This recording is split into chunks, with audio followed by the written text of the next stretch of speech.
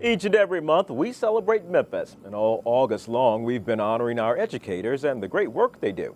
Our Brittani Moncrease caught up with Kingsbury Elementary School's principal as he recently released a book called Early African American Schools in Memphis.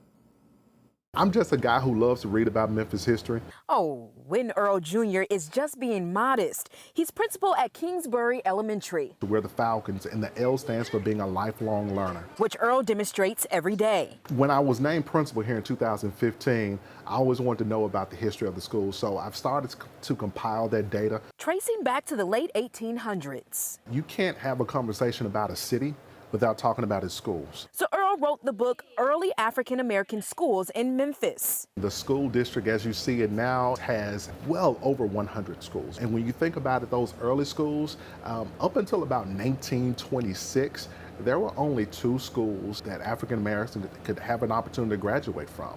And Booker T. Washington was the first. Other schools, such as Douglas and Manassas, were outside city limits. When you think about that now, just coming from those few numbers to now students having an opportunity to participate in optional and career technology programs and participate in the creative and performing arts, it's amazing. And inspiring.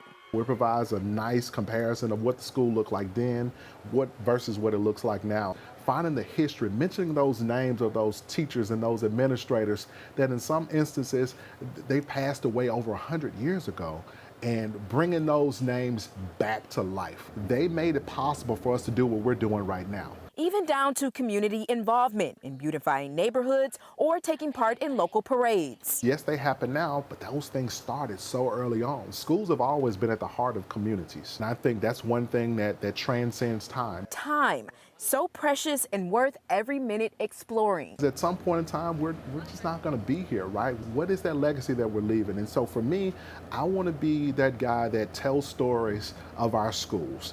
The guy who has not only created a legacy of his own, but has reminded us of the legacies already left behind. In Berkeley, I'm Brittani Moncrease.